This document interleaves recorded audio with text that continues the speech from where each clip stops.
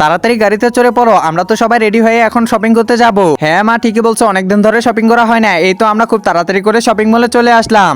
আরে বাহ, এই শপিং মলটা তো দেখতেছি অনেক বড়, আর দেখতেও অনেক কাপড়গুলো অনেক ভালো ভালো। যাই আমি তাড়াতাড়ি কাপড়গুলো সিলেক্ট করে নিই, আমিও সিলেক্ট করে নিই।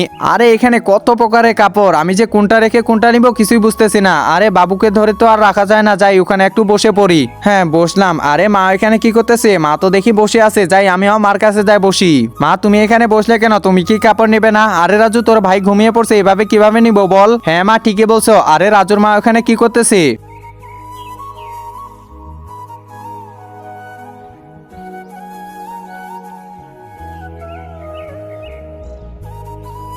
চল রাজু, ওই চেয়ারটাতে বসি। হ্যাঁ মা ঠিকই বলছো, ওই চেয়ারটাতে বসি। আরে বাহ, শাড়িটা তো দেখতে সুন্দর। হ্যাঁ আসলেই তো শাড়িটা সুন্দর, যাই মার জন্য নিয়ে আসি। আমিও একটা নিয়ে আসি, আমিও একটা নিয়ে আসি। আরে এতগুলো শাড়ি আমি কিভাবে দেখবো? তোমাদের মতো মানুষ হলে আর জীবনে কিছুই লাগে না।